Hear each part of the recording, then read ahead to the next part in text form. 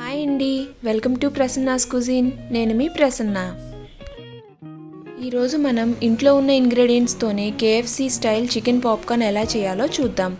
Recipe చూసే ముందుగా నా వీడియోస్ కనుక మీకు నచ్చుతున్నట్లయితే లైక్ చేయండి, షేర్ చేయండి. ఫస్ట్ టైం మన ఛానల్ చూస్తున్నట్లయితే సబ్స్క్రైబ్ చేసుకోండి. కావాల్సిన ఇంగ్రీడియంట్స్ నోట్ చేసుకోండి.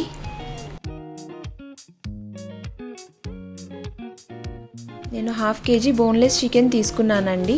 దీన్ని శుభ్రంగా కడుక్కుని చిన్న చిన్న పీసెస్ లాగా కట్ చేసుకున్నాను. ఇందులో రుచికి సరిపడా ఉప్పు వేసుకోవాలి. నేనైతే 1 టేబుల్ స్పూన్ ఉప్పు వేసుకుంటున్నానండి.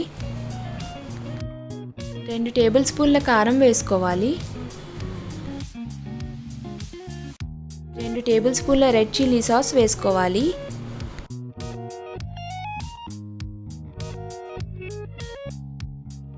1 టేబుల్ స్పూన్ అల్లం వెల్లుల్లిపాయ పేస్ట్,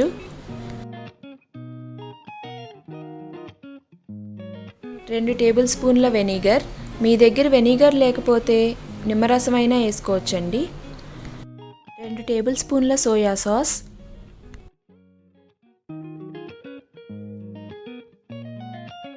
ఇప్పుడు ఇందులో 1 చిన్న కప్పు పాలు పోసుకుని బాగా కలుపుకోవాలి.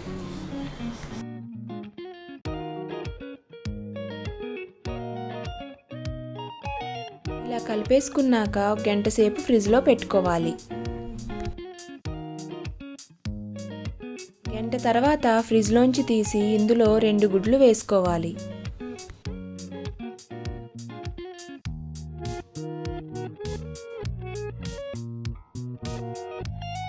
ఇప్పుడు దీన్ని బాగా కలుపుకుని పక్కన పెట్టుకోవాలి.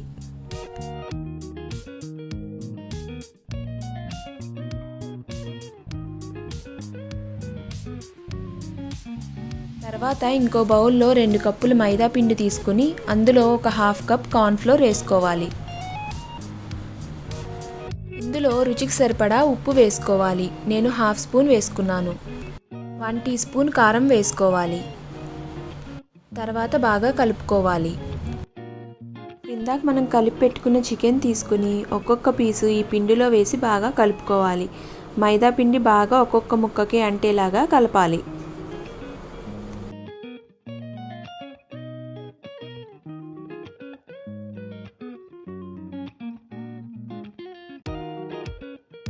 చూడండి, మైదా అంతా బాగా కోట్ అయ్యాక కూల్ వాటర్లో వేసుకోవాలి.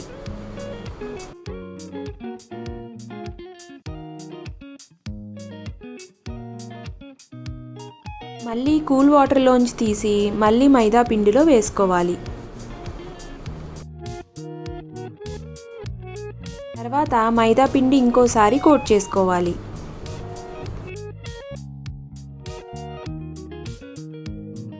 చూడండి, ఇలా సెకండ్ టైం కోట్ అయ్యాక ప్లేట్లో పెట్టుకోవాలి. ఇలా అన్ని చికెన్ పీసెస్లు 2 సార్లు మైదా కోట్ చేసుకున్నాక ప్లేట్లో పెట్టేసుకుని అప్పుడు ఫ్రై చేసుకోవాలి. ఆయిల్ వేడెక్కాక చికెన్ పీసెస్ అన్నీ వేసుకుని స్టవ్ మీడియం ఫ్లేమ్లో పెట్టి ఫ్రై చేసుకోవాలి.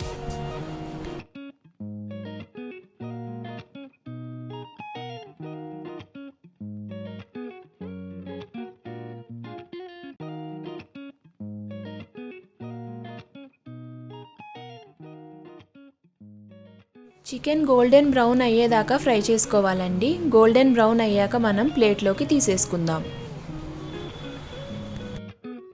అంతేనండి, ఎంతో టేస్టీగా ఉండే KFC style chicken popcorn ready. చూశారు కదా, బయట కొనకుండా ఇంట్లోనే కేఎఫ్సి చికెన్ పాప్కార్న్ ఎంత ఈజీగా చేసుకోవచ్చో. మీకు కనుక ఈ రెసిపీ నచ్చినట్లయితే మీరు కూడా ఒకసారి ట్రై చేసి చూడండి. Thank you.